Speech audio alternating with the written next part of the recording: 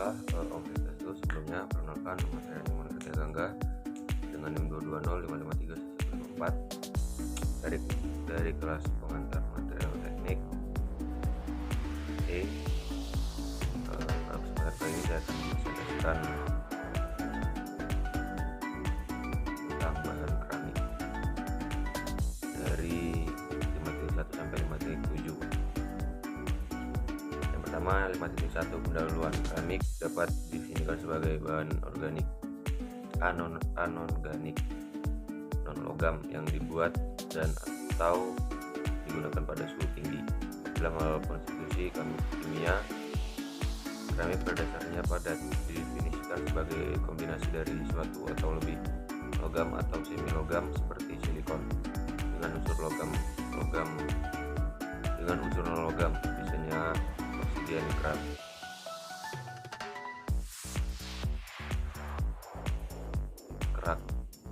Karakteristik penting dari kombinasi ini adalah ikatan antara atom-atomnya. Kebanyakan keramik terjadi secara alami seperti batu alam dan mereka produk di irigasi seperti tanah liat, pasir, dan kerikil, atau produk dari mineral bumi oleh aksi panas. Contohnya akrab yaitu batu bata, mortal, semen, dan kaca. Semua keramik ini senyawa oksigen, namun ada zat tertentu lainnya seperti grafit, intan, silikon, kabrida atau karbondium, tungsten, kabrida,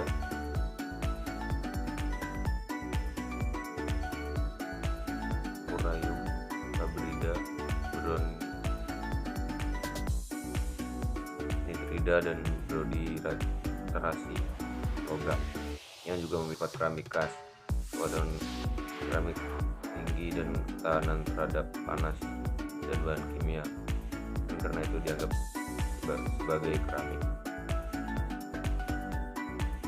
Selanjutnya di sini ada video tentang proses pembuatan keramik.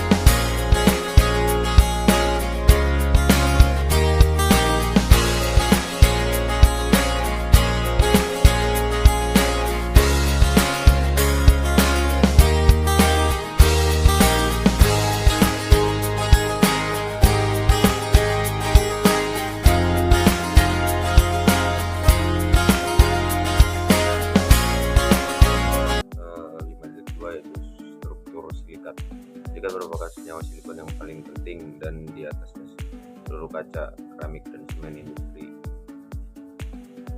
Silikat alami muncul sebagai kompleks yang luar biasa, serangkaian bahan sehingga sistematis dari silikat berbasis pada komposisi analitis tidak mungkin, dan cara logamnya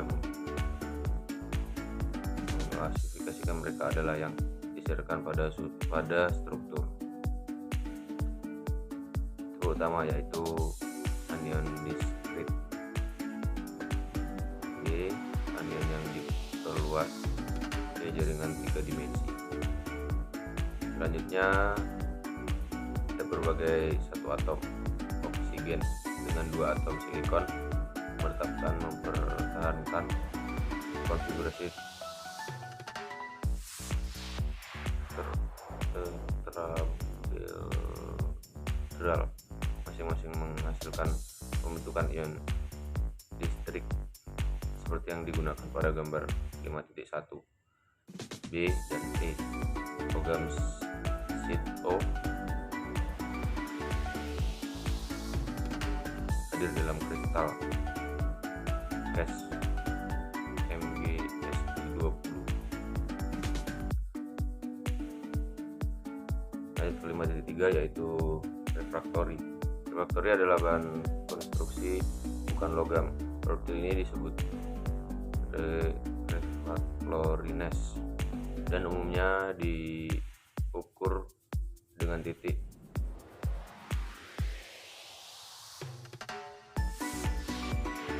pelunakan atau lelehan. Metode umum untuk menentukan titik fusi adalah dengan membandingkan karakteristik bentuk kerucut kecil bahan dengan rangkaian kerucut spirometrik standar saat keduanya dipanaskan dalam fumage yang sama. Jenis refraktor yaitu yang pertama refraktor berkualitas tinggi, kedua aplikasi refraktor, dan ketiga refraktor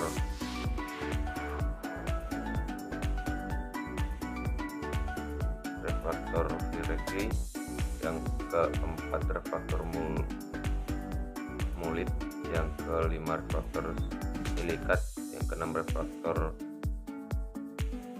magnetis, yang ketujuh refraktor krom dan krom magnesium, yang ke-8 refraktor karbon dan gartit, yang ke-9 refraktor kabrida dan nitrida, yang ke-10 refraktor oksigen dan oksida murni, yang ke-11 refraktor isolasi panas. Lanjut ke 5.4 yaitu struktur kaca. Kaca telah didefinisikan dalam beberapa cara, tapi dua fitur yang umum disebutkan adalah: 1. Gelas terbentuk dari ketinggian cairan super dingin kental. 2. Cairan untuk gelas kaca memiliki jaringan struktur pesanan jarak pendek. Kacamata demikian padatan dasar Amor memiliki dua fitur struktural karakteristik. Yang pertama yaitu borde jarak pendek atau tangan pertama. Kedua, rangka kontinum dari ikatan primer yang kuat. Pembentukan kaca dan oksida.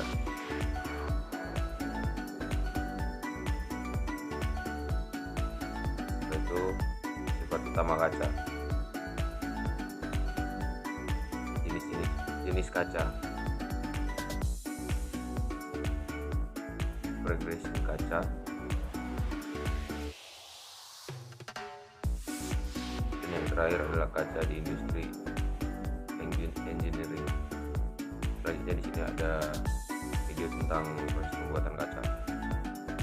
Salah satu bahan paling dasar dalam pembuatan kaca. Pasir di sini adalah jenis pasir kuarsa. Besi yang terkandung dalam pasir pun tak boleh lebih dari 0,45%. Itulah mengapa pabrik pasir biasanya ditentukan oleh endapan pasir kaca tersebut. Yang kedua yaitu feldspar. Feldspar adalah kelompok mineral tektosilat, pembentuk batuan yang membentuk 41% kerak bumi. Rumus umum feldspar adalah R201203 6Si02. Feldspar yang sering digunakan untuk industri kaca adalah feldspar sebagai sumber A1203 karena mudah dilebur dan harganya terjangkau.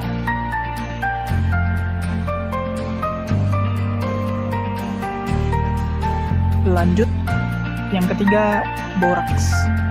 Selain digunakan untuk bahan baku campuran bakso, awalnya sih saya coba-coba, terus karena keuntungan dan penghasilan banyak, ya berlanjut. Emang sudah berapa lama? Sudah 4 tahun lah. Gak pernah ada yang curiga tuh sudah selama itu. Ya puji Tuhan, sampai sekarang banyak yang gak sadar. ternyata boraks juga digunakan untuk bahan pembuatan kaca. Boraks mampu membuat kaca tahan akan reaksi kimia. Yang keempat yaitu garam. Di sini industri kaca tidak menggunakan garam dapur ya, gengs. Garam yang digunakan yaitu kerak garam, di mana garam tersebut tidak mengandung yodium sebagai bahan tambahannya.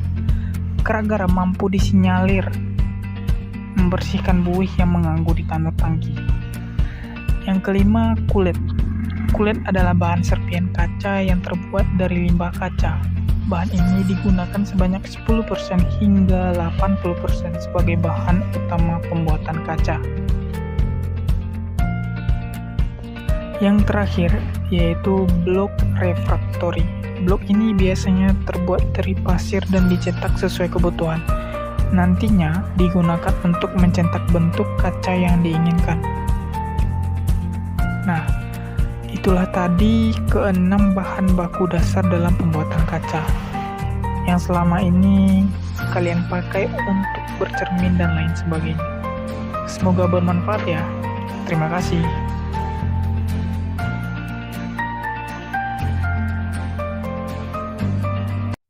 Selanjutnya ada 5.5 pelapis seperti kaca. Pelapis seperti kaca atau kaca banyak digunakan untuk melindungi keramik, tubuh dan permukaan logam. Komposisi pelapis bervariasi tergantung pada jenis aplikasi dan sifat yang dibutuhkan dari lapisan. Glasir keramik. Biasanya glasir keramik adalah campuran bahan oksida SR yang bila dipanaskan membentuk lapisan kaca yang keras secara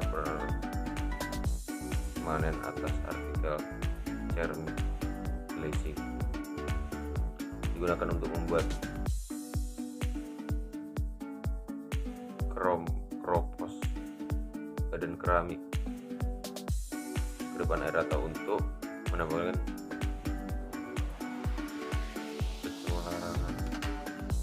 kehalusan dan perlindungan ke tubuh yang suhu hampir pada air. Lanjut ke 5.6 yaitu lapisan keramik. Lapisan keramik memiliki sifat yang mirip dengan lapisan enamel, tetapi mereka dicairkan jauh lebih tinggi refraktor dan digunakan dalam aplikasi di mana suhu tinggi ditentukan dalam metode konvensional, secara khusus mengembangkan ferrit dengan penambahan oksida refraktori tinggi seperti aluminium oksida, kromium oksida, kobal oksida atau berium oksida, ditetapkan dalam bentuk slip ke permukaan logam dengan memunculkan atau menyemprotkan, kemudian dikeringkan dan dibakar untuk mendapatkan pelapis ketebalan RHM 0,025 sampai 0,076 mm. Lapisan keramik digunakan untuk bagian dan komponen yang mungkin terkena suhu yang besar saat digunakan, termasuk termasuk nozzle,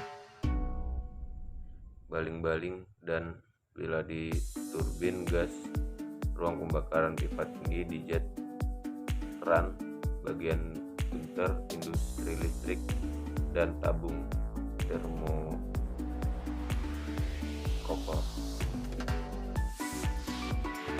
5.7 Semen dan beton. Berbagai macam bahan semen keramik digunakan untuk tujuan yang berbeda. Mereka memiliki sifat karakteristik pengaturan dan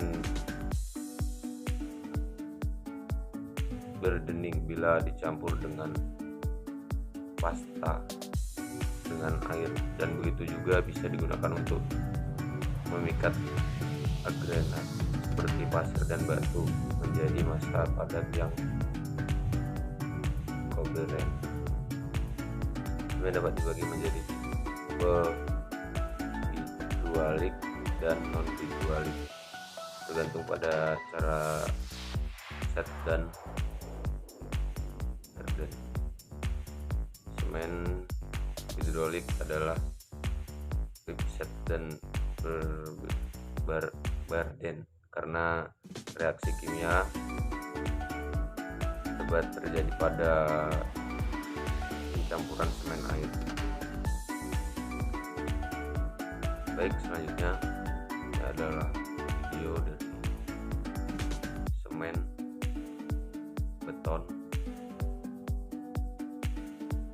dan beton. Ini dia perbedaan singkat antara ketiganya. Untuk yang pertama itu terdapat semen. Semen merupakan material dasar yang sudah pasti ada dalam setiap proses pembangunan. Pada dasarnya, semen merupakan bahan bangunan yang berfungsi sebagai pengikat dan pengisi material lainnya agar dapat membentuk struktur yang kokoh. Semen sendiri tergolong ke dalam material organik yang terbuat dari kombinasi mineral dan beberapa bahan lainnya seperti batu kapur, kalsium, silikon, besi, dan juga aluminium. Bahan selanjutnya adalah beton. Beton merupakan struktur kokoh yang dikenal tangguh untuk menahan beban, terpaan hujan, dan sinar matahari.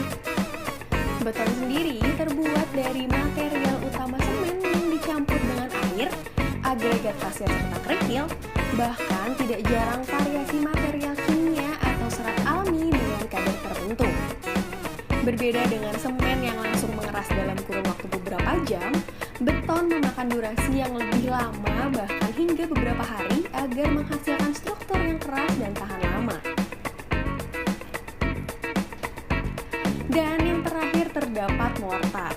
Jika dilihat sekilas, mortar pada dasarnya mirip dengan semen namun berbeda pada fungsinya. Untuk mortar biasanya digunakan sebagai pengikat antara kalsium hidroksida dan pasir halus. Maka dari itu, mortar memiliki tekstur yang lebih halus dan tidak sekuat beton. Mortar paling sering digunakan sebagai perekat bahan bangunan seperti batu bata, granit, marmer, ataupun keramik.